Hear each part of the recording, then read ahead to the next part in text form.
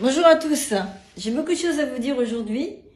On va rester très simple. Alors, on va donc revenir sur votre meilleur chrono que vous avez réalisé autour de votre kilomètre autorisé. Donc, on a fait ça sur 1 km, sur 1609 mètres et sur 2 km.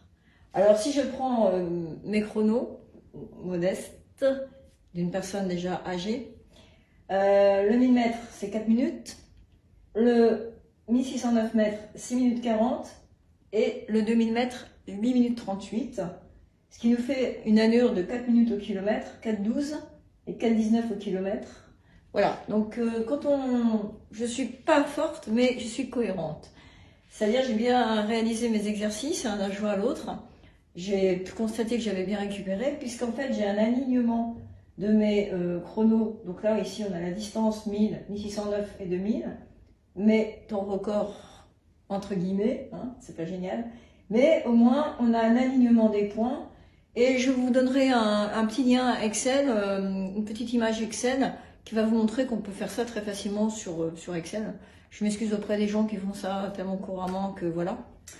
Mais donc on a un alignement des points et on a donc la possibilité d'insérer l'équation sous Excel et d'obtenir une distance en fonction d'un temps et d'un point à l'origine, je reviendrai plus tard, qui est une distance que l'on peut faire, une sorte d'expression de notre capacité anaérobie sans utiliser de VO2, entre guillemets, hein, toujours entre guillemets.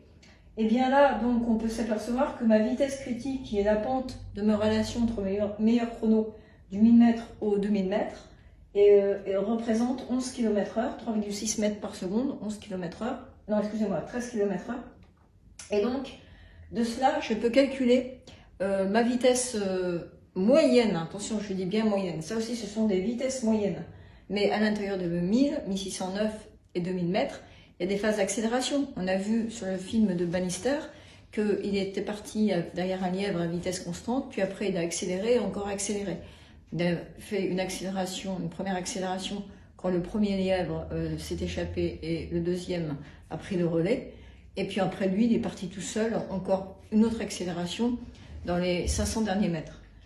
Donc ça, ce sont bien des vitesses moyennes. Et effectivement, à partir de ma vitesse critique, je peux estimer mon marathon comme étant, la vitesse moyenne marathon, comme étant 80% de la vitesse critique. C'est pour ça que le 1000 mètres est très fiable et la meilleure des stratégies pour améliorer son record sur 1000 mètres, sur le marathon, c'est effectivement de s'en référer réellement à la vitesse 1000 mètres qui est très très bien corrélée, et ça je l'ai démontré sur des publications, avec la vitesse marathon. Et puisqu'en fait le facteur limitant du marathon c'est la réserve de puissance, je le répète, entre notre vitesse de 1000 mètres et notre vitesse marathon. Il faut arriver à faire élever ce plafond de vitesse de 1000 mètres et ne pas toujours s'en référer à des temps, des chronos sur semi, etc.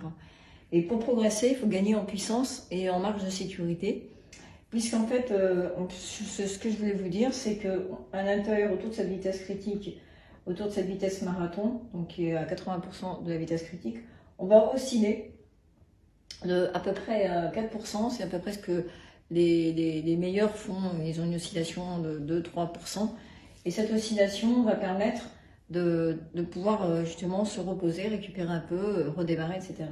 Donc je vous préconise aujourd'hui de faire une séance pendant 20 minutes.